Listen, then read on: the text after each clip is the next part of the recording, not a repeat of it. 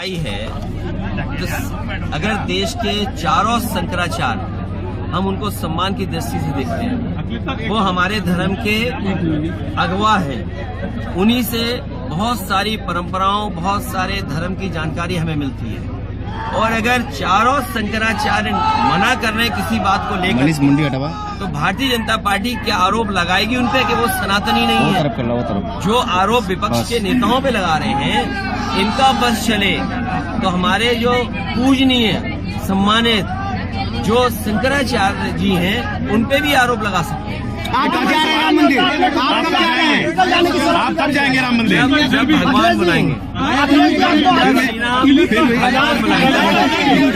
सुविधाओं को लेकर के आपने कहा, आज सर्वे आया है कि कूड़े में, सफाई में शहर कहाँ पहुँच गए। लखनऊ तो बहुत नीचे गिर गया। मुझे नहीं लगता, आंकड़ों में तो बनारस हो सकता ऊपर नीचे दिखाई दे रहा हो, लेकिन सच्चाई में जमीन पर आप देखोगे सबसे ज्यादा गंदगी आपको दिखाई देगी, सबसे ज्यादा जानवर आपको दिखाई देंगे। जिस माँ गंगा को साफ करने के लिए पूजा की गई, संकल्प लिया गया, आह्वान किया गया, माँ गंगा वैसी की वैसी है। जो बुनियादी सुविधाएं, ट्रैफिक का इंतजाम, लोगों का आना जाना आसान होना, समय पे चीजें मिल जाना, चाहे वो बिजली हो, चाहे वो हमारा पानी का इंतजाम हो। बताओ आप 10 साल में और लखनऊ की सरकार के जो 7 साल पूरे होने जा रहे हैं, क्या सुविधाएं बनारस को मिली है। और बनारस तो स्मार्ट सिटी में माना जाता है। स्मार्ट सिटी में जनता आकलन करे कि पिछले 10 साल में स्मार्ट सिटी कितना आगे बढ़ा है। शंकराचार्य नहीं जा रहे हैं। बताइए मुझे, जो आपने सनातन का सवाल इतना महत्वपूर्ण पूछा। हाँ ठीक। बीएचयू में जो घटना हुई, जो अपराधी पकड़े गए या जिन पे आरोप है, उनकी हर एक की तस्वीर भारतीय जनता पार्टी के नेताओं के साथ है। मैं भारतीय जनता पार्टी या आप साथी लोग जो सवाल पूछ रहे हैं, क्या जो उन पे आरोप लगा भारतीय जनता पार्टी के सनातनी नेताओं के साथ तस्वीर थी कि नहीं थी? मुख्यमंत्री जी किसी के साथ फोटो नहीं खिंचवाते, लेकिन तीनों अपराधियों के साथ उनकी तस्वीर थी। सोचिए आप, तो क्या ये सजा दिलाने के लिए जो पहले कार्रवाई होनी थी, क्यों नहीं की कार्रवाई? आज सबसे ज्यादा अपराधी बीजेपी में है। इंडिया गठबंधन की बात की जाए तो बहुजन समाज पार्टी भी पॉलिटिकल उससे क्या लाभ मिल जाए, क्योंकि आय दोगुनी बता नहीं सकते, नौजवानों को नौकरी दी नहीं, चरम सीमा पर महंगाई पहुंचा दी, चरम सीमा पर भ्रष्टाचार बढ़ा दिया। उनके पास जवाब क्या है? इसीलिए इवेंट के बहाने हर चीज को वो भुलाना चाहते हैं। विरोधी कहा जाता है आपको, बीजेपी की है। ये मेरे पत्रकार साथियों, अगर तुम ज्यादा सवाल पूछोगे तो तुम भी सनातन विरोधी हो जाओगे। चंपक राय कह रहे हैं। भैया मेरे पत्रकार साथियों, आप अपनी जब से ये बात तो समझनी पड़ेगी कि जब से बीजेपी की सरकार आई है, नौकरियां खत्म हो गई, नौकरियां नहीं है। अब पढ़े लिखे नौजवान के सामने संकट है। आखिरकार उसकी भविष्य जब महंगी पढ़ाई हो जाए, एडमिशन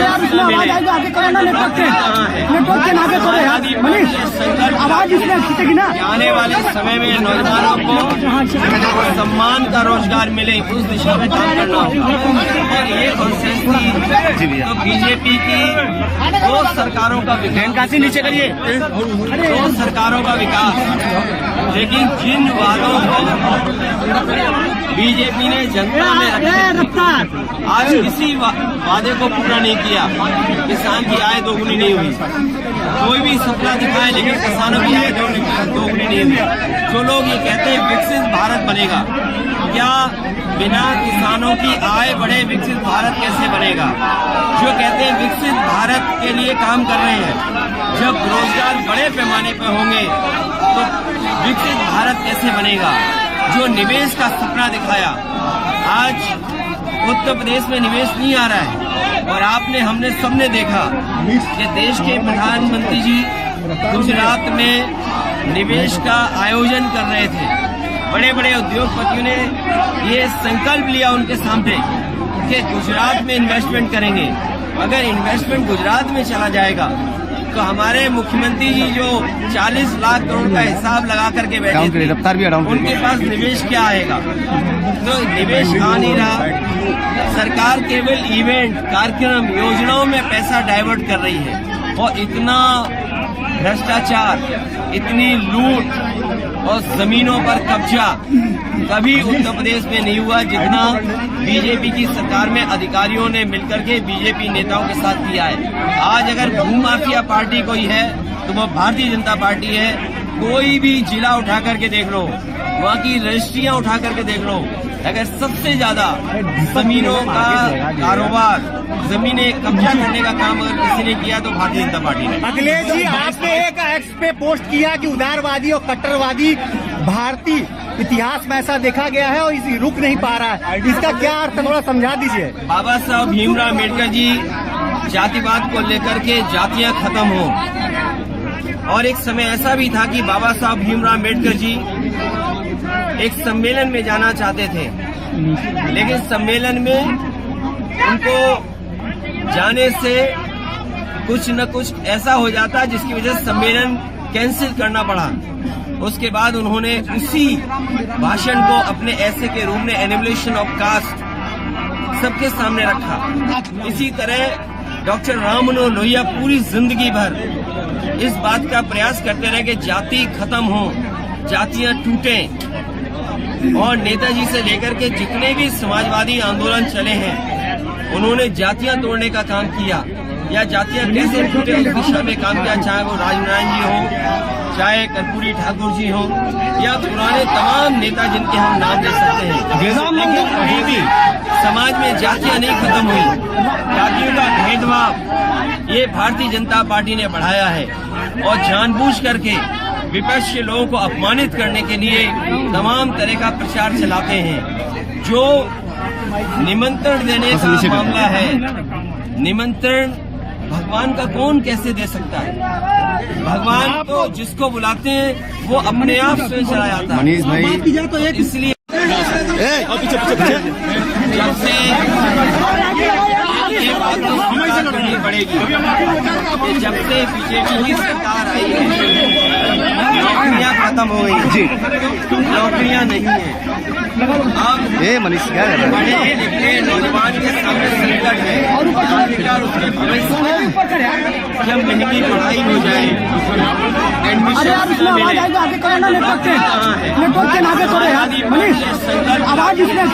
आने वाले समय में नौजवानों को सम्मान का रोजगार मिले, उस दिशा में काम करना होगा।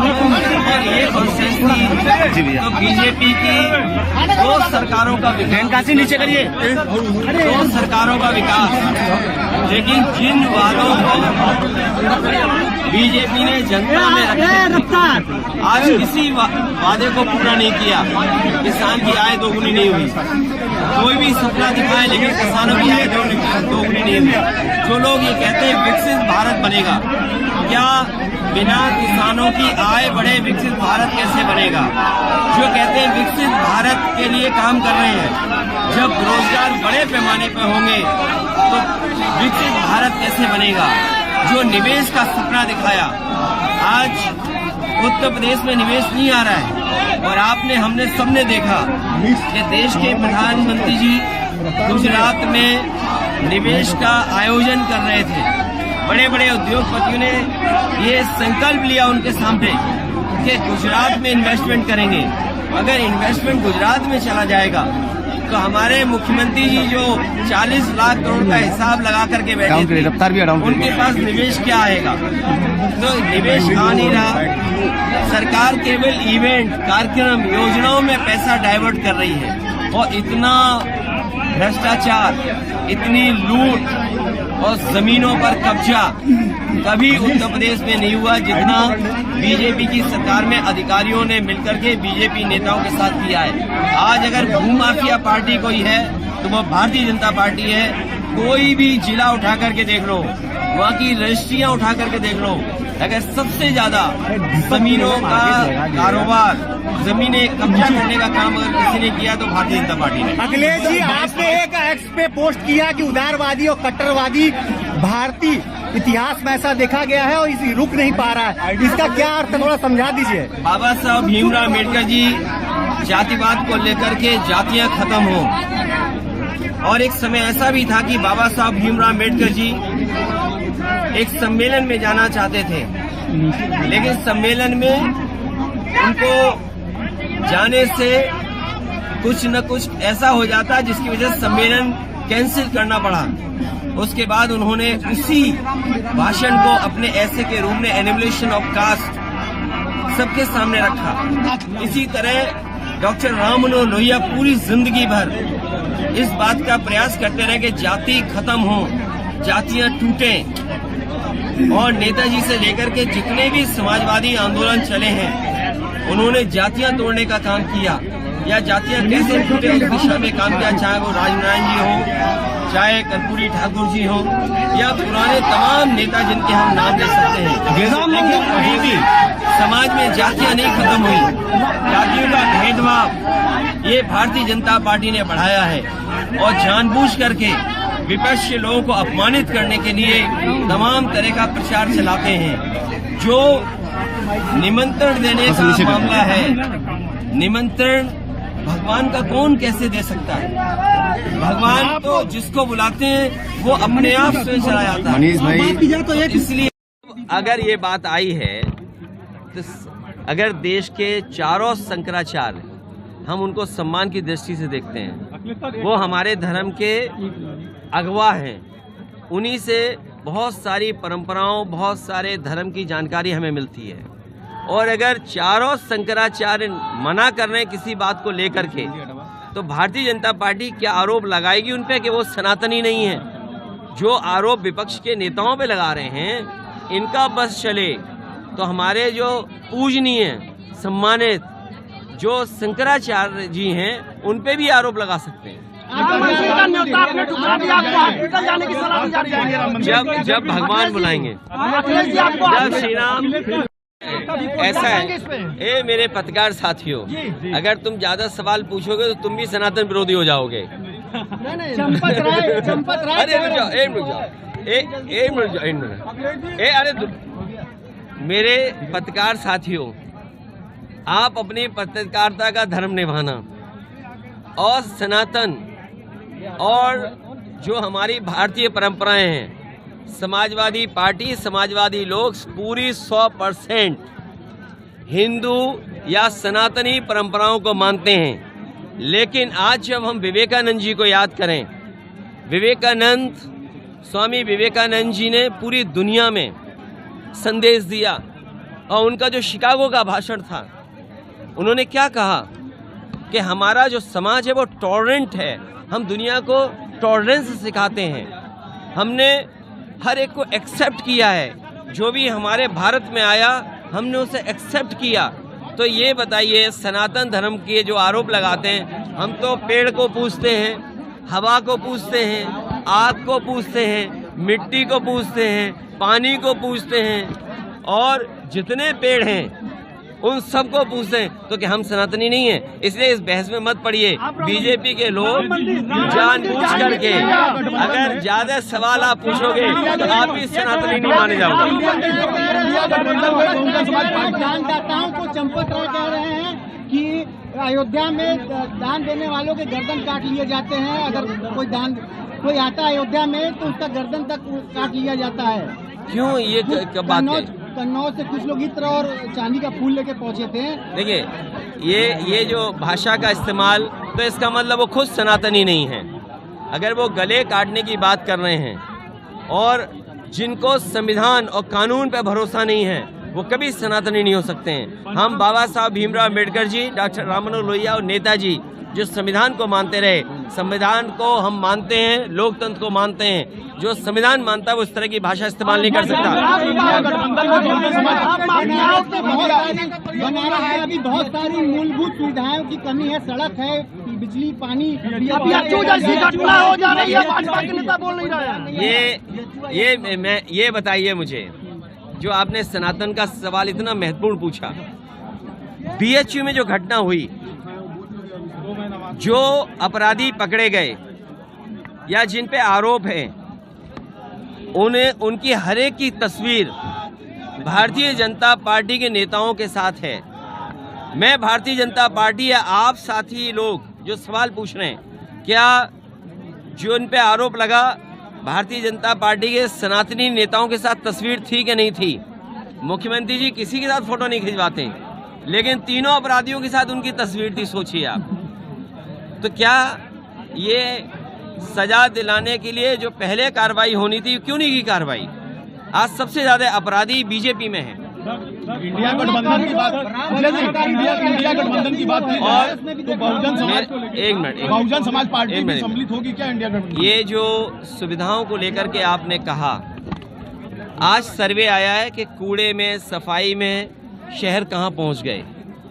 लखनऊ तो बहुत नीचे गिर गया। मुझे नहीं लगता, आंकड़ों में तो बनारस हो सकता ऊपर नीचे दिखाई दे रहा हो, लेकिन सच्चाई में जमीन पर देखोगे सबसे ज़्यादा गंदगी आपको दिखाई देगी, सबसे ज़्यादा जानवर आपको दिखाई देंगे।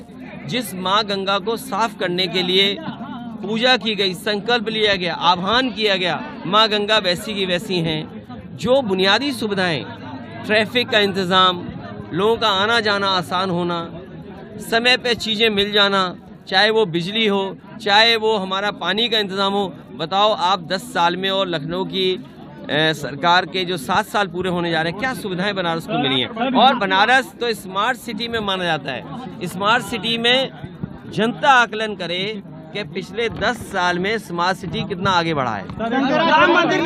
एडमिशंस न मिले तो नौकरी कहाँ है? समाजवादी पार्टी ये संकल्प दिलाती है कि आने वाले समय में नौजवानों को सम्मान का रोजगार मिले, उस दिशा में काम करना होगा। और ये कॉन्स्टिट्यूंसी तो बीजेपी की 2 सरकारों का विकास दिखना चाहिए, 2 सरकारों का विकास। लेकिन जिन वादों को बीजेपी ने जनता में रखे थे, आज किसी वादे को पूरा नहीं किया। किसान की आय दोगुनी नहीं हुई। कोई भी सपना दिखाएं, लेकिन किसानों की आय दोगुनी नहीं हुई। जो लोग ये कहते हैं विकसित भारत बनेगा, क्या बिना किसानों की आय बढ़े विकसित भारत कैसे बनेगा? जो कहते हैं विकसित भारत के लिए काम कर रहे हैं, जब रोजगार बड़े पैमाने पर होंगे तो विकसित भारत कैसे बनेगा? जो निवेश का सपना दिखाया, आज उत्तर प्रदेश में निवेश नहीं आ रहा है। और हमने सबने देखा कि देश के प्रधानमंत्री जी गुजरात में निवेश का आयोजन कर रहे थे। बड़े बड़े उद्योगपतियों ने ये संकल्प लिया उनके सामने कि गुजरात में इन्वेस्टमेंट करेंगे। अगर इन्वेस्टमेंट गुजरात में चला जाएगा तो हमारे मुख्यमंत्री जी जो 40 लाख करोड़ का हिसाब लगा करके बैठे थे, उनके पास निवेश क्या आएगा? तो निवेश आ नहीं रहा। सरकार केवल इवेंट, कार्यक्रम, योजनाओं में पैसा डाइवर्ट कर रही है। और इतना भ्रष्टाचार, इतनी लूट और जमीनों पर कब्जा कभी उत्तर प्रदेश में नहीं हुआ जितना बीजेपी की सरकार में अधिकारियों ने मिलकर के बीजेपी नेताओं के साथ किया है। आज अगर भूमाफिया पार्टी कोई है तो वो भारतीय जनता पार्टी है। कोई भी जिला उठा करके देख लो, वहाँ की रजिस्ट्रियाँ उठा करके देख लो, अगर सबसे ज़्यादा जमीनों का कारोबार, जमीनें कब्जा करने का काम अगर किसी ने किया तो भारतीय जनता पार्टी ने। पे पोस्ट किया कि उदारवादी और कट्टरवादी भारतीय इतिहास में ऐसा देखा गया है और इसे रुक नहीं पा रहा है, इसका क्या अर्थ है, थोड़ा समझा दीजिए। बाबा साहब भीमराव अम्बेडकर जी जातिवाद को लेकर के जातियां खत्म हो, और एक समय ऐसा भी था कि बाबा साहब भीमराव अम्बेडकर जी एक सम्मेलन में जाना चाहते थे, लेकिन सम्मेलन में उनको जाने से कुछ न कुछ ऐसा हो जाता जिसकी वजह से सम्मेलन कैंसिल करना पड़ा। उसके बाद उन्होंने उसी भाषण को अपने ऐसे के रूप में एनिमिलेशन ऑफ कास्ट सबके सामने रखा।